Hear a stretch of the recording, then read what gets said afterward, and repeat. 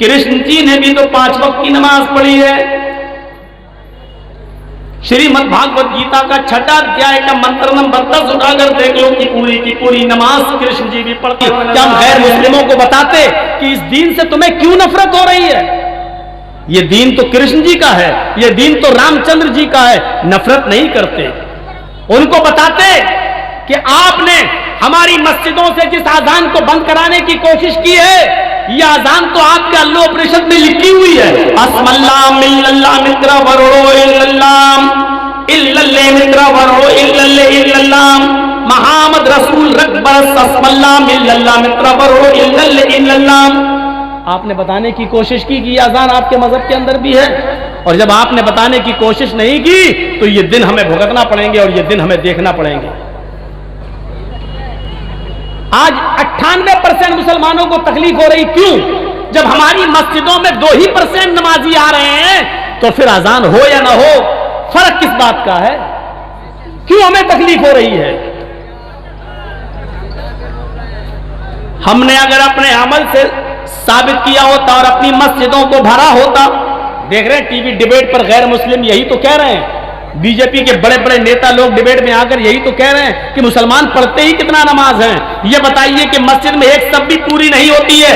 जब 10 और 15 लोग नमाज पढ़ने के लिए जाते हैं तो 10-15 लोगों के नमाज पढ़ने के लिए आप इतनी तेज आवाज चिल्लाते हैं और चीखते हैं कि उससे आप पूरी की पूरी बस्ती में की नींद में खलल कर देते हैं। आज डिबेट में ये चीजें चल रही हैं। हमारे अमली किरदार पर कीचड़ उछाला जा रहा है। हमें बताने की जरूरत ये थी कि ये दीन हमारी नमाजों के बारे में तुम उल्टा सीधा क्यों बोल रहे हो? कृष्ण जी ने भी तो 5 वक्त की नमाज पढ़ी है। श्रीमद् भागवत गीता का 6वां अध्याय का मंत्र नंबर 10 उठाकर देख लो कि पूरी नमाज कृष्ण जी भी पढ़ते हुए नजर आ रहे हैं।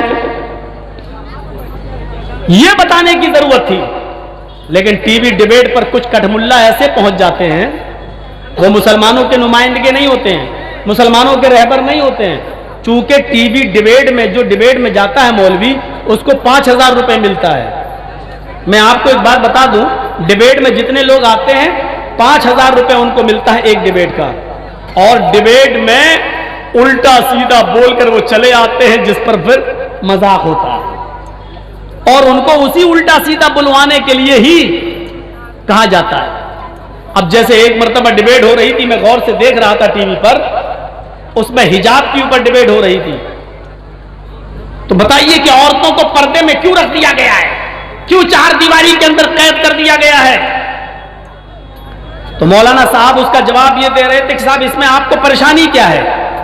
एक औरत को, एक लड़की को इख्तियार है, वो हिजाब पहन के जाए या ना पहने, दुपट्टा ओढ़ के जाए या उतार के जाए, आपको दिक्कत क्यों हो रही है? एक लड़की की अपनी मर्जी है, वो जैसे जाना चाहे जाए। ये डिबेट में मौलाना साहब जवाब दे रहे थे, जबकि उस डिबेट में जवाब ये देना चाहिए था कि रामचंद्र के छोटे भाई लक्ष्मण ने भी सीता जी का चेहरा नहीं देखा।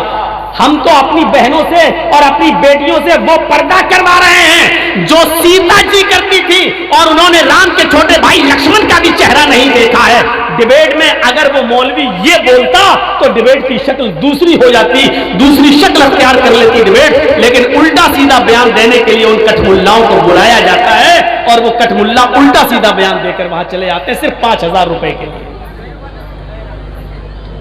और हम जैसे लोग कहते हैं हमें डिबेट में बुलाओ, तो इनकी नानी मरती कि तुम्हें नहीं बुलाएंगे।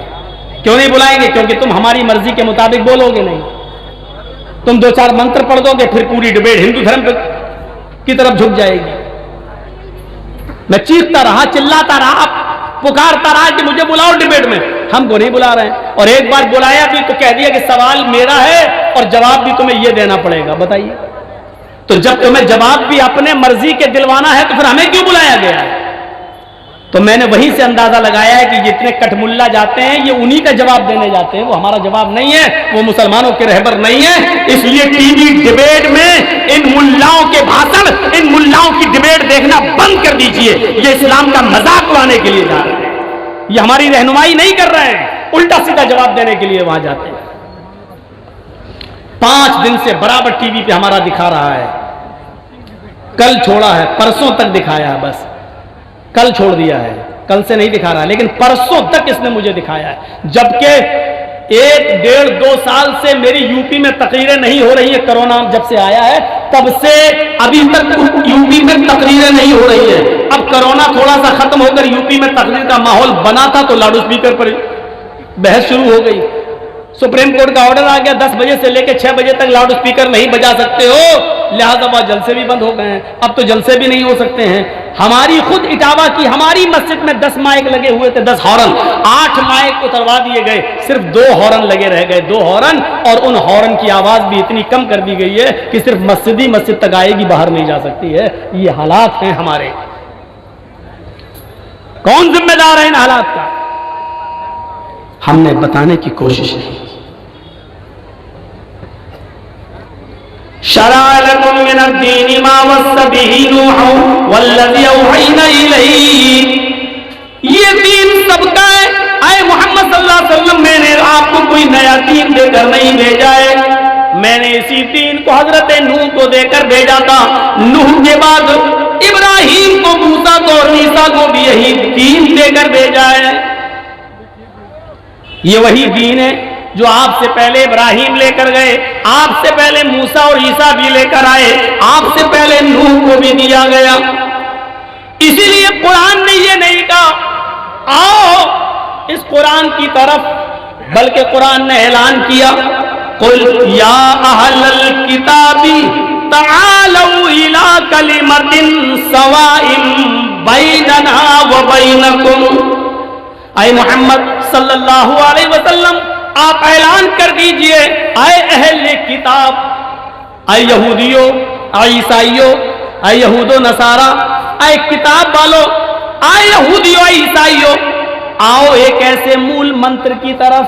देखिए कुरान ने क्या कहा, आओ एक ऐसे कलमे की तरफ, तालौ इला कलिमतिन सवाइन बैनना व बैनकुम, आओ एक ऐसे कलमे की तरफ जो हमारे और तुम्हारे दरमियान बराबर है।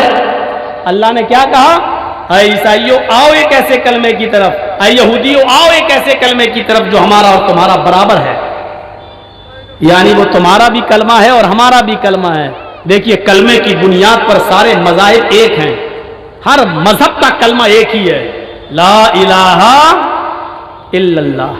नूह का भी यही कलमा था, ला इलाहा इल्लल्लाह। मूसा का भी यही कलमा था, ला इलाहा इल्लल्लाह। ईसा का भी यही कलमा था, ला इलाहा इल्लल्लाह। कलमे के पहले जुज में कोई तब्दीली नहीं हुई, तब्दीली कलमे के दूसरे जुज में हुई, वो भी उस हिसाब से जिस कौम के अंदर जो नबी गया उसका नाम लिया गया। नूह अलैहिस्सलाम ने कलमा पढ़ा तो क्या पढ़ा, ला इलाहा इल्लल्लाह नूह रसूलुल्लाह। मूसा अलैहिस्सलाम ने कलमा पढ़ा तो क्या पढ़ा, ला इलाहा इल्लल्लाह मूसा रसूलुल्लाह। ईसा अलैहिस्सलाम ने कलमा पढ़ा तो क्या पढ़ा, ला इलाहा इल्लल्लाह ईसा रसूलुल्लाह। और मुहम्मदुर रसूलुल्लाह ने कलमा अदा किया तो क्या कहा, ला इलाहा इल्लल्लाह मुहम्मदुर रसूलुल्लाह। यानी कलमे का पहला जुज अपनी जगह पर है, पहला जुज नहीं बदला गया, दूसरा जुज नबी के हिसाब से बदलता गया, पैगंबर के हिसाब से बदलता गया। कुरान ने कहा आओ एक ऐसे मूल मंत्र की तरफ, आओ एक ऐसे कलमे की तरफ जो हमारा और तुम्हारे दरमियान बराबर है। अगर आज हमने इन लोगों को यह बताया होता कि हमारा और तुम्हारा कलमा एक ही है तो आज हमें ये दिन नहीं देखना पड़ता। हमने अपने हिसाब से दीन को चलाने की कोशिश की है।